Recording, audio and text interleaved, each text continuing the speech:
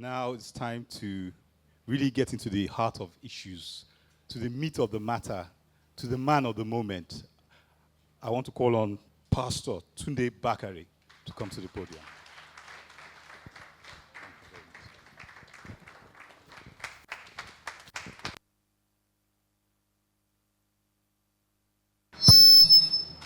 You may be seated.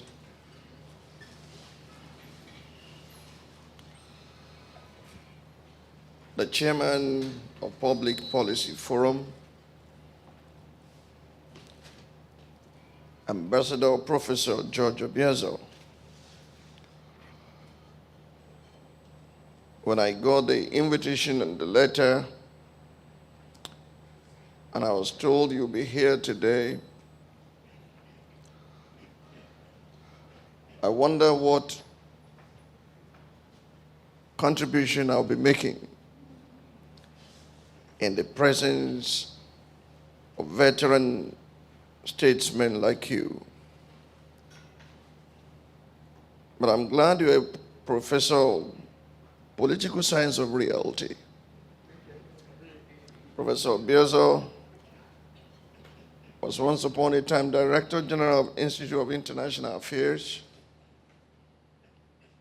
He moved from there to become ambassador to Israel. I just returned a few days ago. And then from there to the United States of America.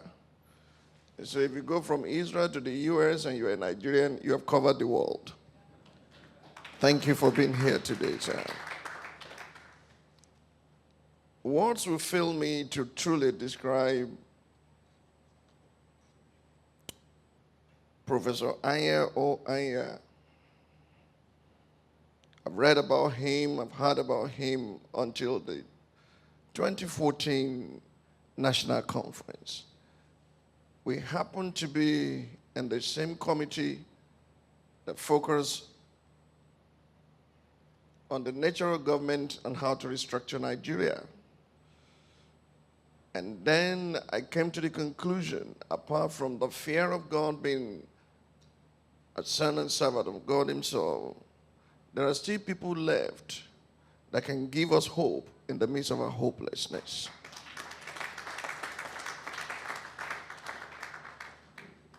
In spite of age, he worked so tirelessly to craft a new pathway for Nigeria in that conference. And I'm not sure there are many left, although he had said this morning positively that those of us who are not corrupt are in the majority, but those who can truly articulate the problem and provide solution are very few. With great respect, sir, welcome you to this forum today again. And by extension, your darling wife, the boss, the gentle hand behind the crowing cock. Thank you for coming, ma. My brother, the publisher of Hallmark newspaper, you brought me into this trouble. God will deliver me. Because you're asking questions that I'll be very reluctant to answer. Proximity to power, how true is that? We'll find out. Chairman, distinguished ladies and gentlemen, and especially gentlemen of the press, I'd like to start by thanking God for my life. And you will wonder why. Not because I'm a preacher, but because I'm a beneficiary of God's mercy and his faithfulness.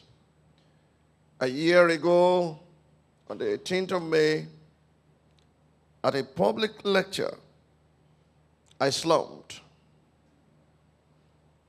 But for God and timely intervention, anything could have happened that day.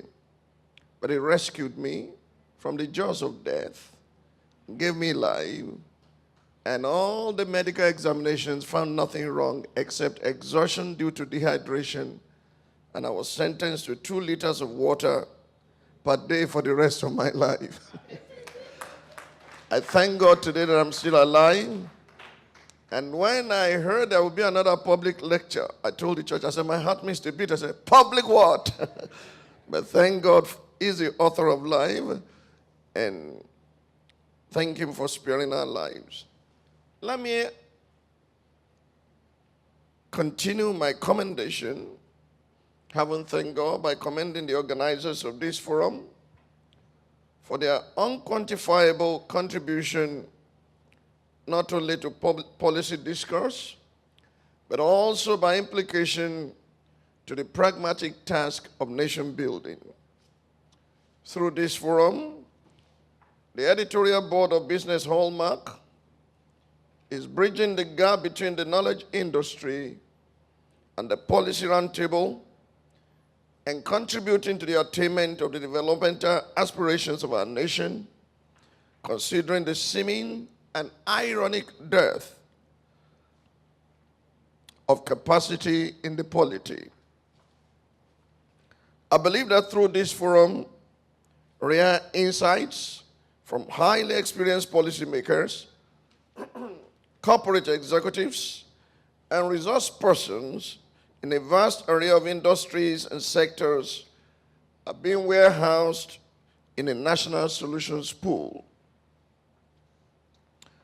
I must say that I feel highly honored to be adding to the wealth of wisdom and knowledge that has already emanated from this forum in furtherance of our developmental objectives as a nation. Over a year ago, in October 2014, I'd been scheduled to address this platform on the theme, God, Faith, and Challenges of Nation Building. However, due to other engagements, that invitation could not be honored. I also recall at that time, Nigeria had just achieved the feat of containing and eliminating the Ebola virus disease, which has just returned again now to Liberia, through a well-coordinated public sector-led effort that demonstrated our capacity as a people to combat challenges even with little or no external input. That problem-solving potential necessitated my earlier use of the term ironic in reference to the seeming dearth of capacity. For it is indeed ironic that a nation so blessed has so far been unable to marshal our strengths in addressing the broader challenges of nation building. My focus in the October 2014 address would have been a clarion call to our people, the non-corrupt ones, to rise up in faith as co-laborers with God to build a new nation. I hope that this address will inspire us to take that challenge of nation building. First, let me point out that a panoramic view of the state of the nation reveals a severely unsatisfactory and undesirable status quo in spite of our slogan, change. At the beginning of the year, in a State of the Nation address titled Roadmap to Successful Change, broadcast from the Lateran Assembly where I serve as overseer, I highlighted the indicators of our ailing economy. From the dwindling GDP growth rate to the plunge in market capitalization, from the mounting debt burden to the dip in crude revenue, from the growing inflation rate to the staggering job losses, and from the dwindling foreign reserves to the persistent budget deficits, the state of the nation leaves much to be desired. With income stagnation in the midst of cost-push inflation, purchasing power has diminished, and income inequality has heightened with a widening gap between the rich and the poor. This macroeconomic disorientation has further resulted in socioeconomic dissonance characterized by severely inadequate supply of utilities such as energy or power and telecommunication services. It has worsened access to and quality of amenities such as education and health care. The social fabric has further unraveled, as evident in increasing waves of abductions and reported marriages to minors, even as the nation continues to grapple with intertribal tensions and violence. As asymmetric complexities such as suicide bomb attacks seem to blow gains in the war against Boko Haram, the vestiges of the corrupt order have adapted to the new political environment, and our bureaucratic lexicon has been enriched with such phenomenon as budget pardon or budget pardon. Our civil service has been asphyxiated by inefficiency and haunted by hundreds of thousands of ghost workers. Meanwhile, allegations of judicial complicity in the corruption conundrum have given Mr. President a headache that seems to defy anti-corruption aspirin. I would have said anti-corruption APC, but the APC is no longer in the market. So I will use aspirin. Against this backdrop, and we resolve to ensure that Nigeria seizes the momentum created by the emergence of new leadership towards resolving our national challenges with precision and accuracy, I shall examine the case for a new Nigeria. Some of the statements I will make in the course of this lecture are a reiteration of the positions I, by God's grace, articulated on the 3rd of April 2016 in an address titled Championing the Cause of a New Nigeria, which I delivered on the occasion of the 27th anniversary of the Lateran Assembly. Given the thematic commonalities between this address and that, permit me to refer copiously to that address in this lecture, reproducing aspects of it where necessary. Nevertheless, in the course of this address, and that's what would distinguish this from that one, I will lay greater emphasis on certain aspects, particularly on the imperatives of a new constitutional order. 3 schools of thought in the call for a new Nigeria. Broadly, at least 3 schools of thought may be identified. 1, the conservative school of thought. If I had listened to the Business Hallmark chairman before this time, I would have included the practical. But let me call it the conservative school of thought, which opines that the state of the nation, however dismal at the point of analysis, represent the desired or much talk about in Nigeria merely because of political changes such as the return to civil rule in 1999. Number 2, the reformative school of thought, which holds the view that where previous governments had institutionalized misgovernance, a change of government provides an opportunity to create a new nation through the replacement of old attitudes with new ones, and through the introduction of reforms in institutions, policies, and investments, nevertheless, without fundamental or foundational changes. Number 3, the 3rd school of thought, the revolutionary school of thought, which contends that the fundamental factors necessary to guarantee the promise of new nationhood have been lacking even since the return to civil rule in 1999, and that by a fair preponderance of the credible evidence, the state of the nation calls for a revolution that transcends politics or policies, a revolution that means far more than any change of government, a revolution that means a radical reformation of values as an impact upon the social order, economic, and political landscapes of our nation.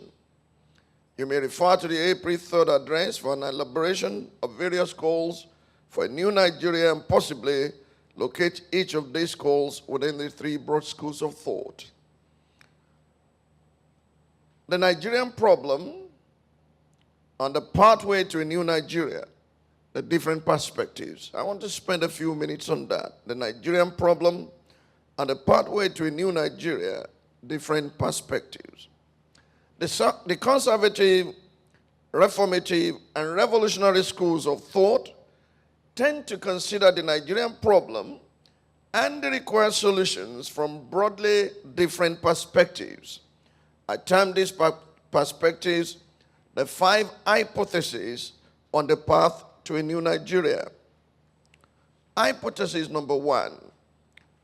The current problems of the nation are due to global economic cycles which are outside domestic control and will reverse in due course.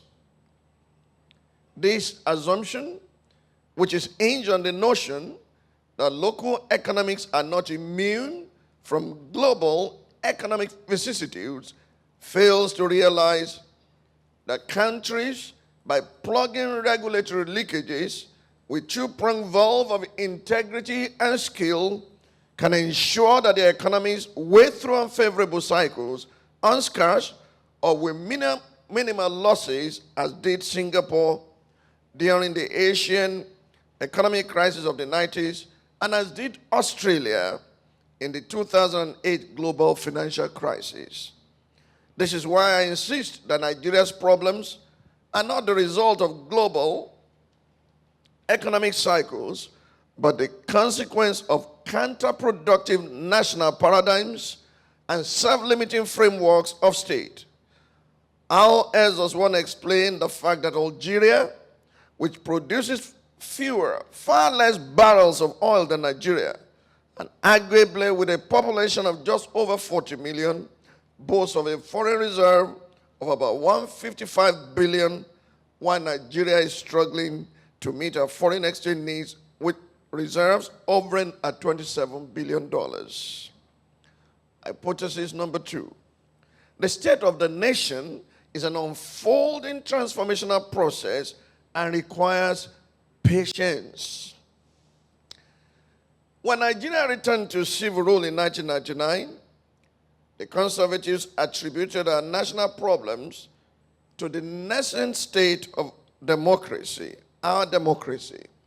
16 years down the line, our democracy is still the so-called nascent state, which, with the perpetuation of electoral violence and irregularities as well as endemic corruption. I'm going to take on Professor Aya after this lecture in private dialogue to really examine whether democracy is truly government of the people, for the people, and by the people, and to ask questions why the majority of the people remain poor and the elites in the ruling class are rich if the government is for the people, by the people, for the people. Something is wrong with that definition, especially in our climate.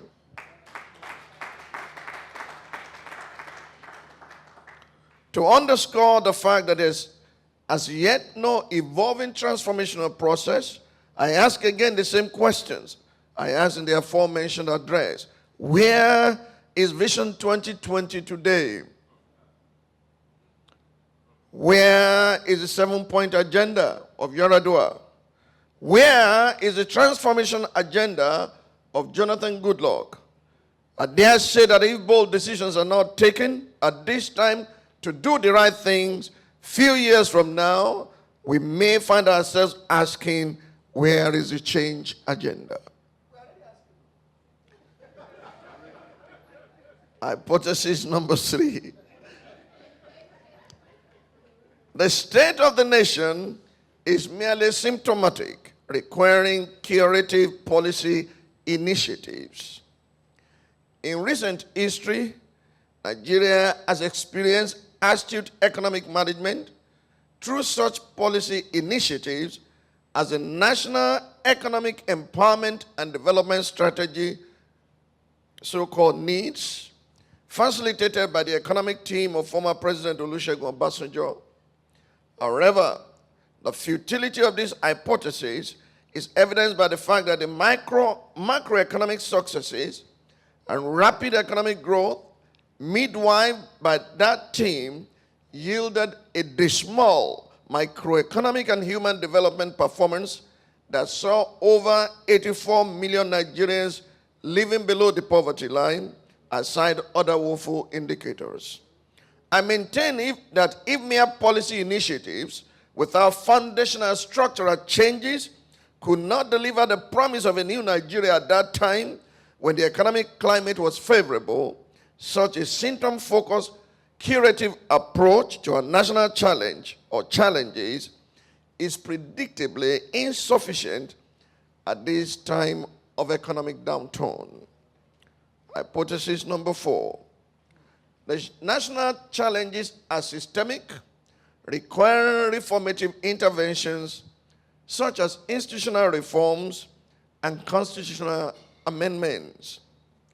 This assumption is based on the recognition that policy and investment intervention in governance are insufficient in dealing with the Nigerian problem. It recognizes the role of leadership in institution building based on the rule of law. However, it argues that the Constitution of the Federal Republic of Nigeria 1999 as amended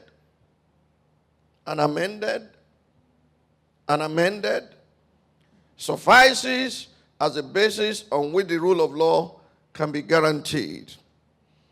It's my considered opinion that we are only paper walling a crack. This position assumes that barring the need for a few amendments, there is nothing essentially wrong with the Constitution, and that the problem is largely with the operators of the document and the bureaucratic systems by which they operate. Once again, while I cannot fault certain aspects of this assumption, I wonder why our attempts at institution building are falling like a pack of cards upon the exit of the spearhead or chief promoter. I wonder why our budget office metamorphosed from an office of due process to an office of budget padding. I wonder why till recently the EFCC has been the equivalent of a toothless bulldog, so called by the man who founded it. I wonder why the Obasanjo administration bequeathed to us a legacy of lame and limping successor governments. I wonder why attempts at constitutional amendments have been ineffective. Hypothesis number 5. And this is where I'm going to build a lot of what I'm going to say about New Nigeria today. The state of the nation is due to fundamental flaws and requires a complete rebirth of nationhood and a rebuilding of the framework of state. The inadequacy of the 4 assumptions we have so far considered is simply a clear indication that there is something fundamentally wrong with the very essence of our nationhood.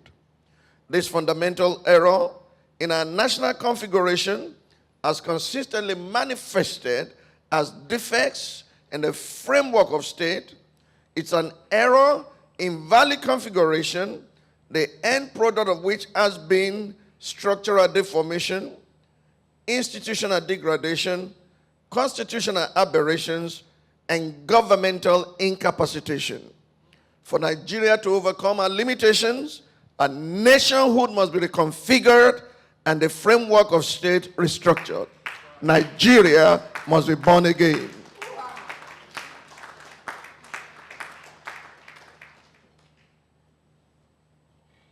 Let me deal at this juncture with value misconfiguration, what I call the root of Nigeria's problems. To understand the error in our current national value system, we must first take a look at the premise upon which the nation was engineered. Despite the pointers to the destiny of our nation, the colonial masters who became instrumental in the union of the hitherto separate entities that constitute the Nigerian nation had a different agenda. To them, the area around the Niger was a piece of real estate which had been purchased from the Royal Niger Company in 1900 for £865,000. This commercial premise for the concept of an amalgamated Nigerian geopolitical entity determined the priorities of the colonial government. I recall, as I was putting this together, what the Iron Lady said, Margaret Thatcher, said, Nigeria is not a nation. It's an artificial creation of the British government. Consequently, although the British government established local structures and programs, its concept of Nigeria as an instrument of British imperial interest shaped its policies, which were aimed at serving the British economy as against integrating and developing the burdened nation. From its political system of indirect rule to its infrastructure projects, most of its policies were targeted at strengthening the British economy. Let me pause here and give you an insight. When the British, and Professor Aya and our ambassador, they are here because they have been in this longer than I have been. When the British realized that the educated natives in the South are aware of their intrigues, and every time they will pass goods through the ports in Lagos, they created what is called the Port Harcourt Rail. And many people do not know Port Harcourt is a name of Lord Harcourt. The port was named after him, so it was easier to pass their goods through that place down there than to come to the educated natives. They knew what they were doing and they were precise. But how long are we going to blame the British since independence? How long we would blame them for? Now, from its political system of indirect rule to its infrastructure projects, most of its policies were targeted at strengthening the British economy. More devastating was the educational policy which focused on raising clerical officers for the colonial government rather than training technical experts for national development. Even more devastating was the deliberate imbalance in access to social development programs in order to divide the nation, maintain control, and maximize economic gains for Britain, resulting in socio-economic disparity, distrust, and eventually discord. Since then, that seed has been transmitted from generation to generation. Some manifestations of value misconfiguration as follows, and I will itemize 8. Number 1, patronage networks as against patriotism. Look around Nigeria. We readily create economic and political power blocks with the aim of cornering the nation's resources and ensuring unequal distribution of power. Number 2, spectatorship as against stakeholdership. We have been indifferent to the interests of our nation due to the absence of a sense of ownership. A Nigerian is first and foremost a Yoruba man, or an Igbo man, or a Fulani man, or a Hausa man. But you meet an American and you say, who are you? I say, I'm an American. And then you ask where he says, I stay in Mississippi. He's first and foremost an American, but a Nigerian is first and foremost a Yoruba man, a Calabari man, an Igbo man. So we have not forged any nationhood. Let's stop deceiving ourselves. People have become spectators. In the extreme, spectatorship has degenerated into sabotage due to a feeling of alienation. If you are looking for any explanation for all the pipelines that are being burst day and night, it's because the people think they are being alienated. The produce is theirs, and therefore, if you are going to treat them like aliens in respect of what belongs to them, let's exchange fire for fire. Militarization in that area will only be an ill wind that will not bring about any good thing in this nation. Number 3, preservation of narrow sectional interests as against the pursuit of sublime national interests. We have failed to commit to the arduous but necessary journey in search of a unifying national ideal. Number 4, emphasis on consumption and commerce as against capacity building for productivity. From the public budgets, which are skewed in favor of recurrent expenditure, to the personal habits of Nigerians, there is an excessive inclination to consumerism, to the neglect of capacity building for productivity. Number 5, devouring as against discovery. It has been said that if Isaac Newton had been a Nigerian, when he saw the apple fall from the tree, he would have thanked his God, eaten the apple, and returned for more the next day. If after waiting a while, no other apple fell, he will climb the tree, shake down all the apples, including the undeveloped ones, and carry them home. After a while, he will cut down the tree, light a fire from the wood without contemplating the process at play. If you doubt this comparison, consider the reaction of the Nigerians who found a dead whale on the seashores of a Lagos beach. Number 6, imitation as against innovation. Imitation is good only when the right things are imitated and when adaptation is contextualized. For instance, when the Japanese first encountered the European gun, they commissioned metalsmiths to produce replicas and subsequently made technical improvements. In contrast, the local chiefs within present-day Nigeria traded human resources for doing guns. Our excessive consumption culture makes us quick to imitate and adapt rather than discover and develop innovative processes. This absence of an innovation culture has inclined us towards the bandwagon effect of the pure water phenomenon and is a bane of science, technology, and industrialization in Nigeria. Number 7, mediocrity as against meritoriousness. The shoddy standard of service in the public and private sectors is an output of the lack of stakeholdership in the Nigerian project. And finally, number 8, inclination to opportunism as against utilization of opportunity. The average politician in Nigeria sees public office as a chance to recoup investments for self and cronies, while the average citizen tramples on fellow Nigerians in the scramble for crumbs from the proverbial national cake. Meanwhile, law enforcement agents such as the police and traffic wardens are on the lookout for offenders, not with a view to maintaining law and order, but with a view to extorting and exploiting the situation for personal gain. This trend, which emanates from an absence of stakeholdership, pervades the Nigerian psyche from sector to sector. I'm going to borrow from the prophecy of Prophet Ezekiel to describe our situation more graphically. With your permission, and without insensitivity to your own religious persuasion, I'm quoting from Ezekiel chapter 22, verse 23 to 31 in the New King James Version of the Bible.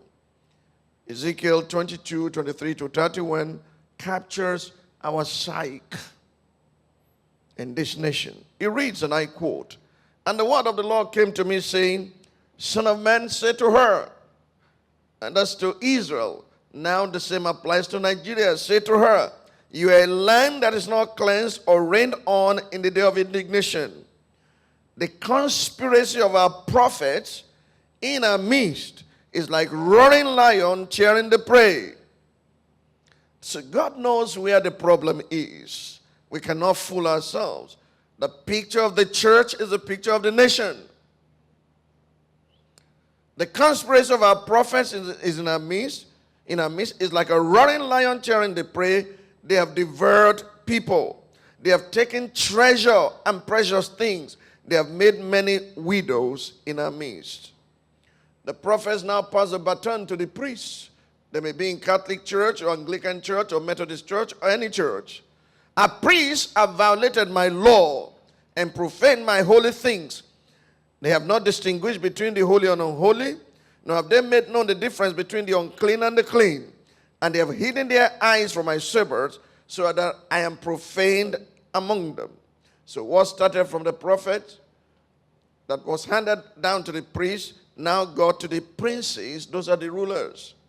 Our princes in our midst are like wolves tearing the prey to shed blood, to destroy people, and to get dishonest gain. Prophets, priests, princes. Our prophets plastered them with untempered mortar, seeing false visions, divining lies for them, saying, "Thus said the Lord," when the Lord had not spoken. I was watching a video by a celebrated man of God recently, and he said, if you want all troubles in your life to end, comb your hair backwards. And if you want to go forward and make progress in life, comb your hair forward.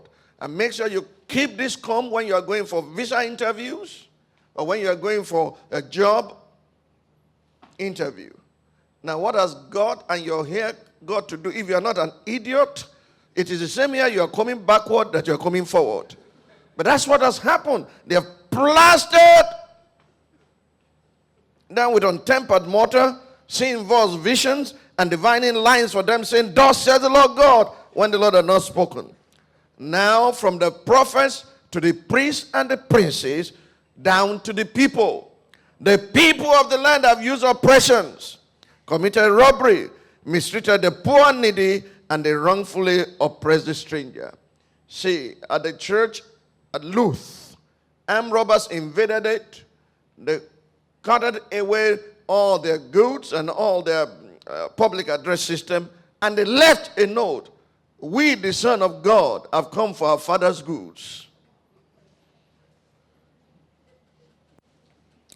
The people of the land have used oppressions, committed robbery, mistreated the poor and needy.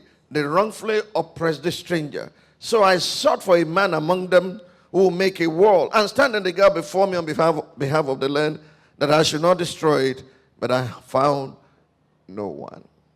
Therefore I've poured out my indignation on them. I've consumed them with the fire of my wrath, and I've recompensed their deeds on their own heads, says the Lord God. If that does not capture what's going on in Nigeria, I wonder what will. We need to search ourselves individually whether we are contributing towards the progress or towards the destruction of our nation. Let me come to constitutional aberrations, what I consider the seal of Nigeria's problems. According to former statesman Chief Obafemi Awolowo, 3 factors combine to produce political stability in any nation. 3 things, 3 factors combine to produce political stability. Number 1, the type of constitution. Number 2, the form of government. And number 3, the caliber and character of political leaders in and outside of government. I want you to say those 3 things with me. Number 1, the type of constitution. Say it again. Number 2, the form of government. Say it one more time. And number 3, the caliber and character of political leaders in and outside the government. Caliber and character of political leaders. Don't forget that, because we are going to go and progress in this little time we have left around days. The type of constitution, the form of government, and the caliber and character of political leaders in and outside of the government. I believe that an aberrant constitution is the seal of all political errors. Those who claim that the current constitution is sufficient as a national grand norm fail to recognize the multifarious gaps in that document. If one looks carefully, one will find that these constitutional aberrations have their root in the misconfiguration of values, as I've just described. I shall now categorize the fallibilities of the 1999 Constitution. I will highlight at least 6 of such fallibilities. The fallibilities of the 1999 Constitution. Number 1, constitutional false premise. Contrary to his claim that we the people gave ourselves the Constitution, the 1999 Constitution was designed without the participation of the Nigerian people. And I think that was why my boss, the late F.R.A. Williams, took the Constitution in his hand, lifted it up, and said, this document is a fraud. This non-inclusion of a people in a process by which they supposedly resolved to give themselves a constitution is unrivaled in the history of political deception, and it laid the foundation for a fraudulent culture in democratic dispensation. According to an insider, and I'm mentioning name here and giving reference for everything I say, according to an insider report by Eric Tenwala, a former director of the presidency, the committee that produced the 1999 Constitution, and Professor Anya and I, we know the man who was behind it all. He was also at the 2014 National Conference. The committee that produced the 1999 Constitution visited just few states, stayed most of the time in Abuja, held public hearings just for a few days, compiled his report and submitted, doubting that the government of the day would even approve it. However, in complete denial of this exclusion of the people, the promulgation decree by which the Constitution came into effect claims that the Constitutional Debate Coordinating Committee benefited from the receipt of large volumes of memoranda from Nigerians at home and abroad, and oral presentation of the public hearings at the debate centers throughout the country, a claim that cannot be backed by any evidence. A constitution preambled by such an unpardonable falsehood is rendered a moral fraud. It was John Adams who observed that the only foundation of a free constitution is pure virtue. The absence of virtue in the 1999 Constitution is a fundamental flaw in the current framework of the Nigerian state. Second, fallibility, constitutional shoddiness. An ideal preparation for a re-entry into democratic era after years of democratic desensitization under military dictatorship would have been for the people to decide the frameworks by which they will be governed, prior to choosing those who will govern them. Instead, the Independent Electoral Commission, as the electoral body was then known, concluded local, state, and federal elections, including the presidential elections, without any guiding constitutional framework. According to the aforementioned insider report, a clean copy of the Constitution was not even ready until after Obasanjo and the governors were sworn in. Can anything be more perfidious than for leaders to take oaths to govern a nation by a constitution prepared under such shoddy circumstances and whose content they had hardly imbibed? Fallibility number 3, constitutional failures. I would itemize 3 such failures. Upon its foundation of a false premise and shoddiness, the 1999 Constitution, in the hands of the governments produced by it, has generated a catalog of failed promises. This should not come as a surprise, because a destructive means cannot bring about a constructive end. The implication of its false and shoddy foundation is a failure or suboptimal performance at best is a default setting as presidents, governors, and other public officials take oaths in the name of the Constitution. The promise of good governance made by Nigerian leaders in the spirit of the Constitution has been broken in many respects. However, I will highlight 3 broad failures which center on national integration, national development, and national security and welfare. First one, failure on the promise of national integration. The supposed resolution of the Nigerian people to live in unity and harmony, as claimed in the preamble of the 1999 Constitution, has encountered significant setbacks as our country has increasingly experienced divisive fault lines manifesting in ethnically inclined political processes, sectional voting patterns along ethnic and religious lines, sectional interests, real or perceived, in political projects and appointments, sectional bias in policy evaluation and appreciation by the governed, sectional identity and indigent-centered citizenship, direct and indirect discriminatory attitudes by citizens towards Nigerians of other ethnic groups and religions, inter-ethnic and inter-religious conflicts that have claimed countless lives and led to the wanton destruction of property, ethnic-based militarism, from the movement for the actualization of the sovereign state of Biafra, MASOB, the independent people of Biafra, IPOB, to the movement for the emancipation of the Niger Delta, MEN, and from the Odua People's Congress, OPC, to the Igbesu Boys of Africa, EBA. Also in this category is the Boko Haram. The Boko Haram menaced by a group that refuses alliance with the Nigerian flag and whose activities have claimed thousands of lives and displaced hundreds of thousands of others. These are clear indications that the so-called resolution articulated in the preamble of the Constitution is, as it were, a failed promise of national integration.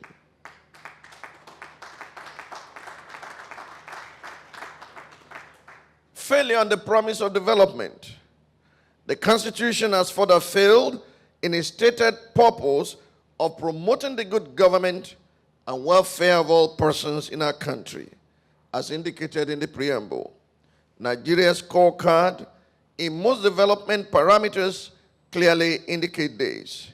In the Human Development Index, which indicates the standard of living of the average Nigerian, and which is a composite of life expectancy, education, and income indices, Nigeria ranks 152nd out of 188 countries, with 58 million Nigerians living in extreme poverty, and with the third highest population of poor people in the world living in Nigeria. Whereas the argument might be that it's the government, not the Constitution, that has failed to live up to this constitutional promise, such arguments ignore the salient fact that the Constitution makes possible the kind of government we have, and that the structure of the economy, as carved out by the geopolitical structure bequeathed to us by the Constitution, fosters resource underdevelopment, capacity underutilization, and socio-economic sub-optimization. As an extension of this failed promise, given the importance of astute financial management to development, it is necessary to point out that our excessive consumptive value system, which has plunged the nation into financial and currency crisis, is further constitutionally facilitated by the provisions of Section 160 and 162 of the 1999 Constitution as amended. The Constitution mandates allocation of all public revenue to the various arms and levels of government based on a revenue sharing formula that makes no provision for national savings. For instance, Section 162, subsection 1 and 3 state thus: 162.1, the Federation shall maintain a special account to be called a Federation account, into which shall be paid all revenues collected by the government of the Federation, except the proceeds from the personal income tax of the personnel of the armed forces of the Federation, the Nigerian Police Force, the Ministry or Department of Government charged with responsibility for foreign affairs, and the residents of the Federal Capital Territory, Abuja. Subsection 3. Any amount standing to the credit of the Federation account shall be distributed among the federal and state governments and the local government councils in each state on such terms and in such manner as may be prescribed by the National Assembly. All that the Constitution focuses on is sharing, not saving.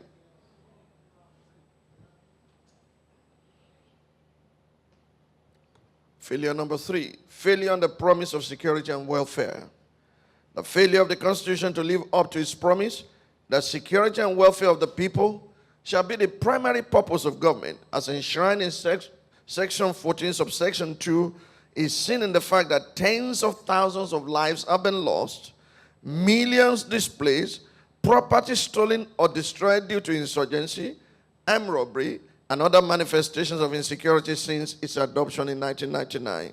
You will ask me, why is the Constitution responsible? I will answer before I close. This owes, amongst other factors, to its inhibition of localization of security apparatus, contrary to the spirit of true federalism, the result of just one of the inconsistencies that characterized the 1999 Constitution. With this, let me return to the constitutional fallibility, the fourth of which is inconsistencies of the 1999 Constitution. Constitutional inconsistencies. I'll give you 5 of such. The 1999 Constitution is fraught with a number of inconsistencies, such as the following. A, whereas federalism is implied no fewer than 790 times in the letters of the Constitution, including its titles and headings, and expressly stated in Section 2 thereof, the Constitution is unitary in essence, with 68 items on the exclusive list and 30 on the concurrent list. There is no residual list at all. Moreover, most key sectors of the economy are exclusive to the federal government, while the state government has been technically innovated with respect to the concurrent list by the provisions of Section 4, subsection 5, which voids any law made by the state houses of assembly to the extent that is inconsistent with the laws made by the National Assembly, not the laws made pursuant to made by the National Assembly.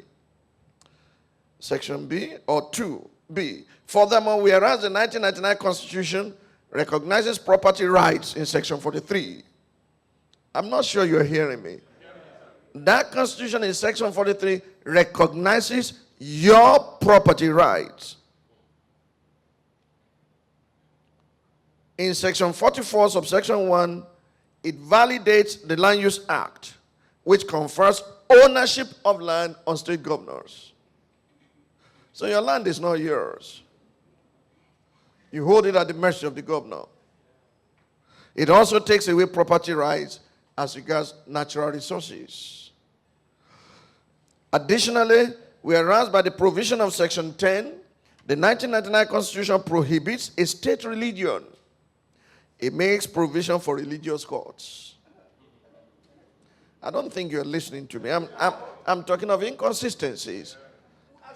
Nigeria is a secular state, the Constitution says, but it makes provision for religious courts, even though such matters may have been better left with the confines of religious liturgy, except to the extent that they border on civil law and crime.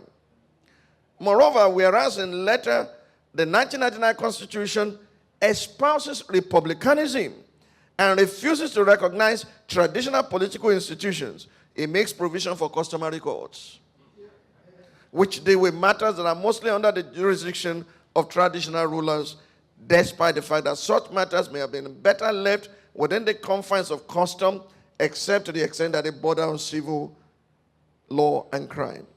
In line with this inconsistency, whereas the 1999 Constitution espouses national harmony, it creates judicial dichotomy based on religion by its provision for religious and traditional courts.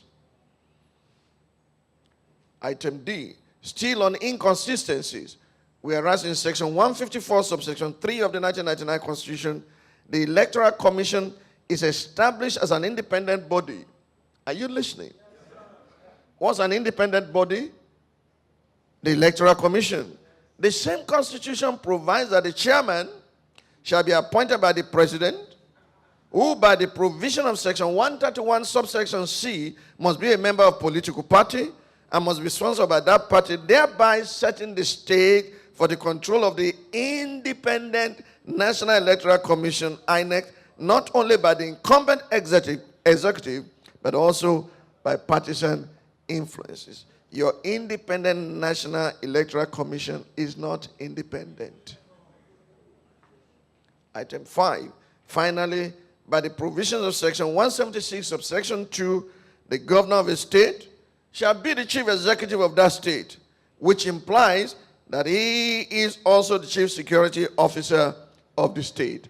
However, in the federal structure created by the 1999 1999 Constitution, especially in regard to item 45 of the exclusive legislative list, which places policing in the executive control of the central government. The state governor is denied power to execute that responsibility. And that's why when there's a trouble between the state governor and Mr. President, they withdraw all the security apparatus. Let me come to constitutional ambiguities. From the power vacuum that resulted from the lack of clarity in Section 145 in the case of late President Umaru Musa Yar'Adua between 2009 and 2010, a situation that provoked us to bring forth what we call the Save Nigeria Group, to the confusion created in Section 29, subsection 4b, in relation to the context and application of the notion of full age with regard to a woman, the Nigerian Constitution is fraught with ambiguities. Furthermore, although requiring public officials to declare their assets and liabilities, that Constitution requires what? Public officers to declare their assets and liabilities. It is silent as to whether such a declaration must be made public as global standards demand of politically exposed persons. This ambiguity provides the excuse for Nigerian politicians who do not give a damn about asset declaration. Now, constitutional shackles. In a multi-group state, when constitutional provisions, especially the form and structure of government, hinder rather than facilitate the progress of subnational entities, then that constitution becomes a system of bondage. The 1960 Constitution, which has been described by leading constitutional lawyer Professor Ise Shage as the only legitimate basis of association of all the different nationalities in Nigeria, that constitution had the following features. 1, each region had its own separate constitution in addition to the federal constitution. 2, each region had its own coat of arms and motto separate from that of the federal or central government. 3, each region established its own separate semi-independent mission in the United Kingdom headed by an agent general. And 4, the regional governments had residual powers. That is, where any matter was not allocated to the regions or the federal government, it automatically became a matter for regional jurisdiction.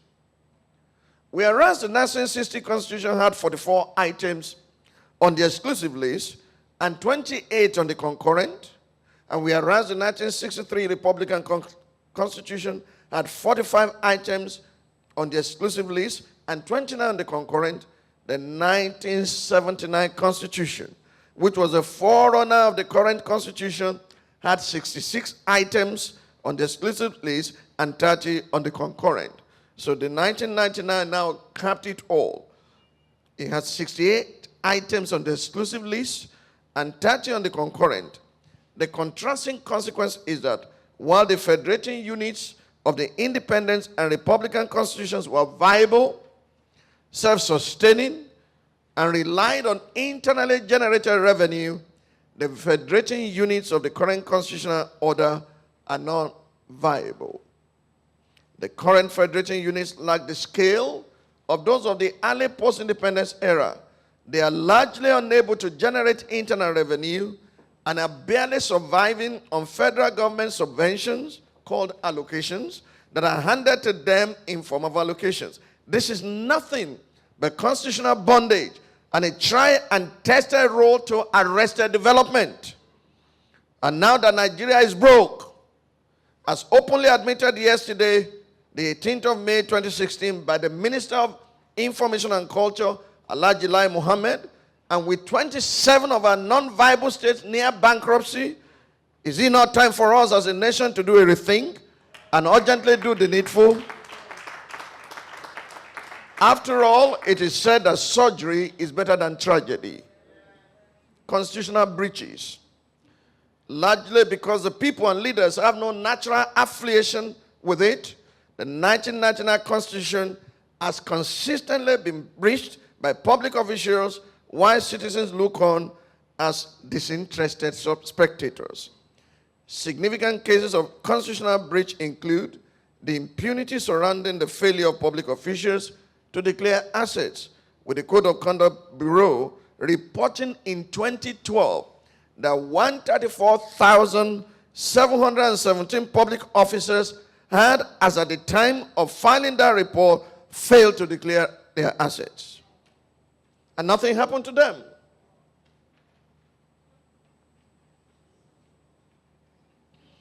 That's why I'll keep on singing.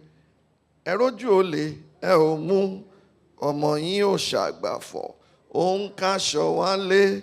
Ẹrójú olè ẹ ò mú. Your son is not a dry cleaner. Your son is not a washerman, but he's always bringing heaps of clothes home every night. You know your son is a thief. Because how our public officers live, their income cannot justify their lifestyle. The impunity surrounding political cross-carpeting, contrary to Section 68, subsection 1G. You don't know what political party anybody belongs to in Nigeria.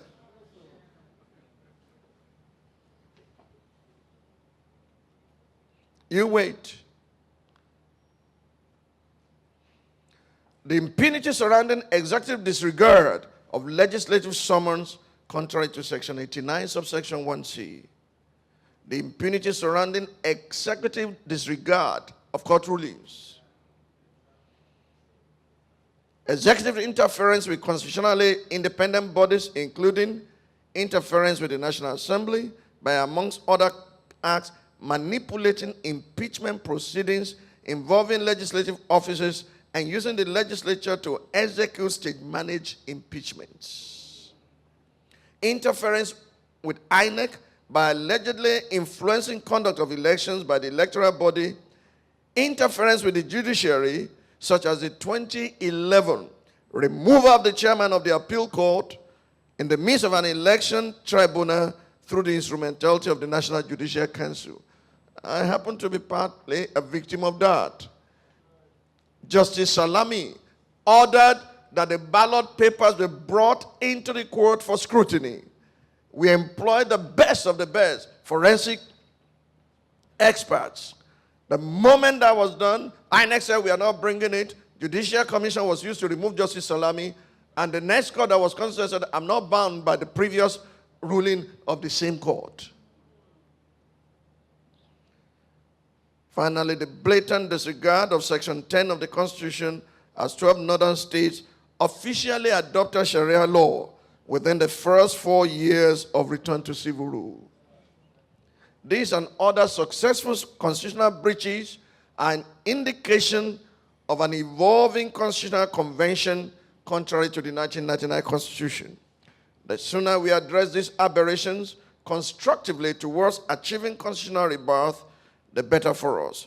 Ignoring them is risking a revolution.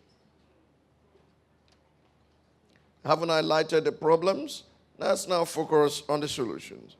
Pathway to a new Nigeria. In the April 3rd, 2016 address I mentioned earlier, I outlined the pathway from the unsavory status quo to the desired state which we have tagged the new Nigeria. This pathway includes the following. Number one, value reconfiguration. Number two, structural reconfiguration. Number three, institutionalization. And number four, creating a new constitutional order. Let me take them one by one. Value reconfiguration necessitates a reversal of the negative national paradigms I outlined earlier with a view to creating a new national identity. This new national identity will be the value proposition of the Nigerian, and it combines a new national attitude with access to the dividends of good governance. While structural reconfiguration entails bringing government closer to the people, institutionalization focuses on the need to create standardized and sustainable governmental practices. Very critical to national rebirth is the encoding of the new cultural, structural, and institutional paradigm in a new constitutional order. This new constitutional order will be characterized by the following features. 1. Systemic features. These systemic features will include the independence of election management systems. 2. The rule of law. 3. The devolution of governmental powers and responsibilities in such a manner that governance is brought much closer to the people. 4. Equitability in resource allocation. 5. Appropriately sized and efficient government. 6. Unambiguous zero tolerance for corruption in letter and in spirit. 6. The institution of compulsory channels of accountability. 7. The facilitation of the emergence of the highest quality of leadership across the arms and levels of government. And 8. The facilitation of accurate succession in leadership. 2. Structural features. They will include a strong center integrating strong and viable federating units. 2. The empowerment of the federating units such that public goods can be effectively, efficiently delivered to end users. 3. Local governments that are democratically administered and financially autonomous, albeit as channels through which the federating units fulfill the promise of people-oriented governance. 4. A judiciary that is structurally and financially independent of the executive and immune from political and partisan interference. 6. A legislature that is small enough to minimize the cost of governance, yet representative enough to cater to both large and small subnational groups on the basis of equality and proportionality. 7. An executive government that's separate enough from the legislature to guarantee separation of powers, yet close enough to the legislature to guarantee accountability as well as checks and balances. And 8. Recognition and optimization of regional or zonal distinguishing factors towards development and for the purpose of efficient political, economic, and social interactions. The new constitutional order will further facilitate the emergence of a new national economic order facilitated by the development of clusters. What do we mean by clusters? Clusterization arises from the need to factor into the value creation process the cultural, geoeconomic, and biogeographical peculiarities of the various subnational entities, as well as the need to create competitive economics of scale. This was what happened in the golden eras of the region. The West will boast of cocoa, and they will maximize it and use the resources, partly pay their own taxes to the federal government, but use the resources to develop their region. So it was granite pyramids in the north. So it's palm nut in the east. Every area focused on its own strength and developed maximally, and each one was able to use the resources of their land to develop their land. Now we are all locked together in this marriage that is moving one step forward, 10 steps backwards. It cannot continue. A constitution that will not bend will break. It's a question of time. The zonal blocks will become... I'm of the opinion that Nigeria does not need more than 6 regions or 6 geopolitical zones. You don't have to destroy the states under them. Read the 2014 National Conference. The states under them can be grouped together and they can function in different ways. This is what we are suggesting. The zonal blocks will become distributors of good governance, channeling good governance to states which will act as wholesalers. Local governments functioning as retailers of good governance will deliver public goods directly to the grassroots. So, you have the zones as distributors, states as wholesalers, and local governments as retailers. Throughout the distribution channel, the objective is to ensure that each public good delivered fulfills the value proposition as defined by the new national identity. The new national order will culminate in a new kind of nation. I call it the cutting-edge nation. The cutting-edge nation is nimble in structure and proximal in impact. It is knowledge-driven and wisdom-governed. Hitherto we are struck because we are emphasizing integrity. Integrity is not enough to run a nation. The Bible says in Psalm 73 that David governed Israel with integrity of his heart and the skillfulness of his hand. We need skills in addition to integrity. Integrity is critical, but without skills, you will not know what to do.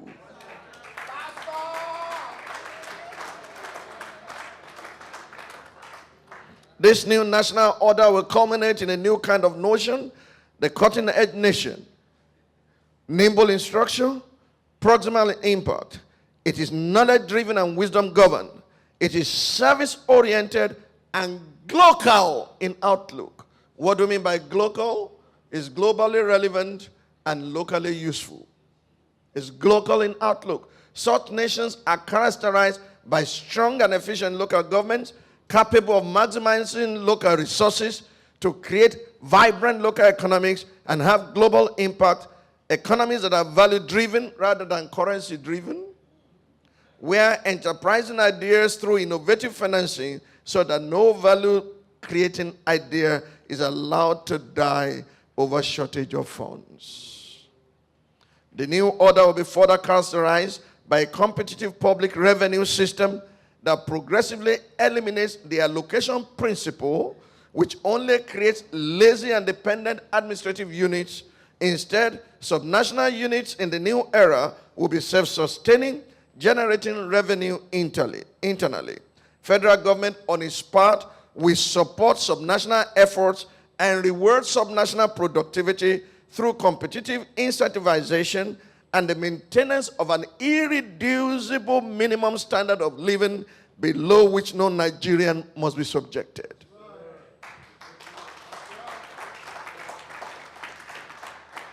As I said in the April 3rd address, all that is required to give Nigeria such a national rebirth is the political will of a president who enjoys a great deal of respect from the Nigerian people, including those who do not support him.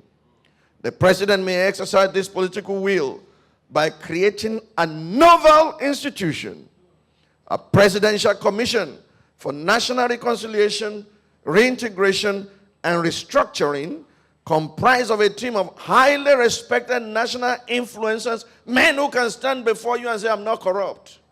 How many Nigerians can say that? Before the evening, they will bring out all the skeletons in their cupboard. We need men of proven integrity, respected national influencers of high moral standing and unquestionable integrity with bridge-building antecedents.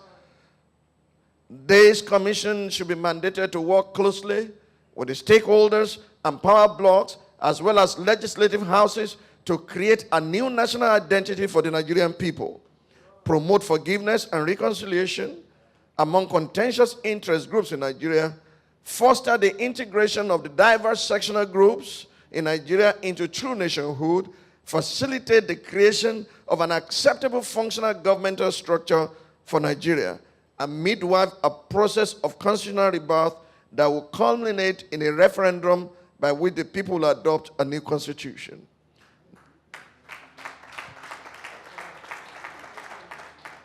The report of the 2014 National Conference, which is Nigerian Charter for National Reconciliation and Integration, should provide a ready-made operational springboard for this team. In a three-dimensional strategic arrangement, this national rebirth process can go on seamlessly. You see, the issue at all times is when you are talking of a new constitution, talking of referendum, people are saying, what will happen to the present National Assembly? What will happen to the executive? Listen to me, those who have ears to hear. In a three-dimensional strategic arrangement, this national rebirth process can go on seamlessly alongside socio-economic development, championed by the economic team of this administration, headed by the Vice President, as well as a national security and anti-corruption strategy spearheaded by the President and Commander-in-Chief of the Armed Forces.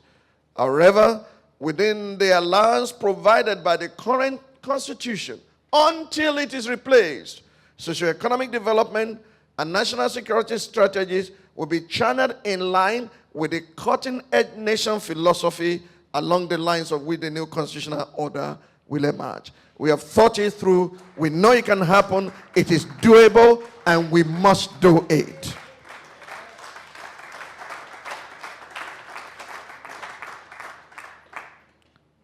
In closing, like Abraham Lincoln, who laid the groundwork for the unification of the United States of America by winning the war against the forces of disintegration and by championing the Emancipation Proclamation, President Muhammadu Buhari has the opportunity to leave a legacy of a new Nigeria.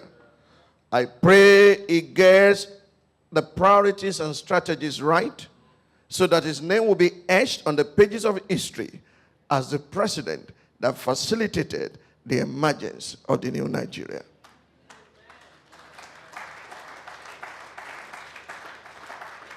Ladies and gentlemen, thank you for listening.